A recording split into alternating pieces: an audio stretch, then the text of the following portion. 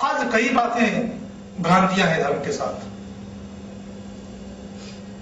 एक तो ये कहा जाता है कि धर्मनिरपेक्ष राष्ट्र, भारत धर्मनिरपेक्ष राष्ट्र है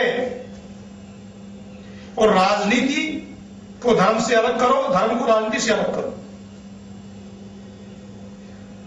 धर्म में राजनीति नहीं होनी चाहिए या राजनीति में धर्म नहीं होना चाहिए, और धर्म के नाम पर वोट मांगना अपराध है। वोट मांगना ठीक नहीं है, वो सांप्रदायिकता है। संप्रदाय को धर्म को दोनों को घालमेल कर दिया। धर्म का पर्यायवाची कोई शब्द हो ही नहीं सकता। कोई राष्ट्र धर्मनिरपेक्ष न तो हो सकता है और न होना चाहिए। अच्छा, धर्म के नाम पर तो वोट नहीं मांगना चाहिए।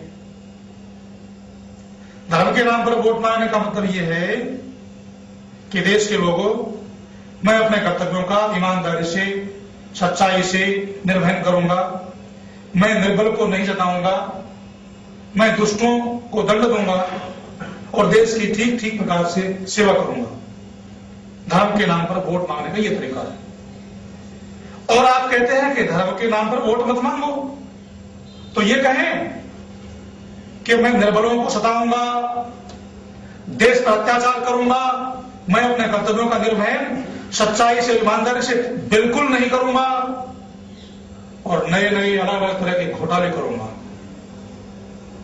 तो क्या ये जो अधर्म आचरण है इस पर वोट मांगना चाहिए? और जिस दिन यह आपकी विचारधारा बन जाएगी, उस दिन राष्ट्र, समाज और परिवार कोई भी नहीं चल सकता।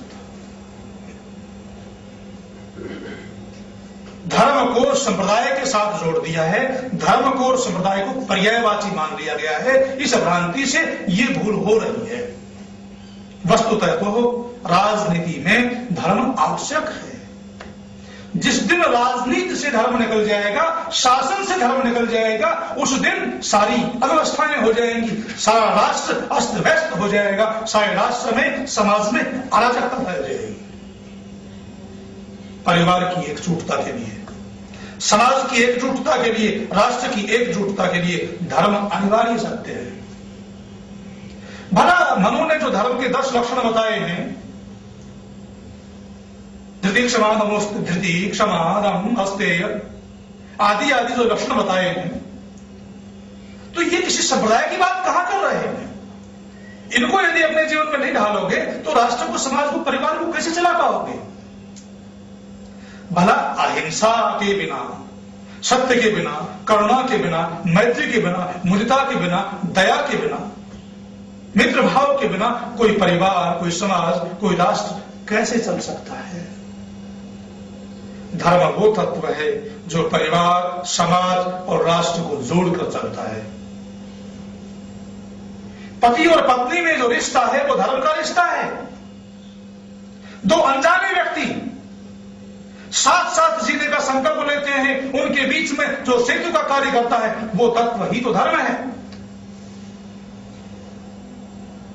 जो उन दोनों के बीच जो सेतु का काम कर रहा है वो तत्व। नहीं तो आज जो रोज रोज तलाक हो रहे हैं, आपने उस धर्म के सेतु को हटा दिया।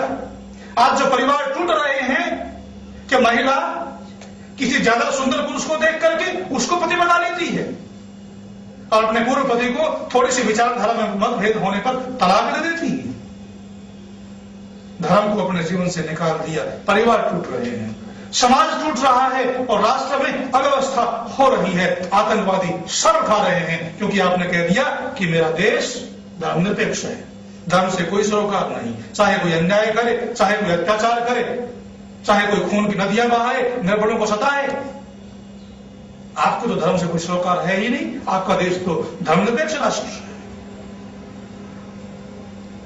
जब तक इस देश में धर्म का शासन रहा, राजनीति पर धर्म का अंकुश रहा, तब तक इस देश में सुख का साम्राज्य था, शांति का साम्राज्य था। सृष्टि से लेकर महाभारत पर्यंत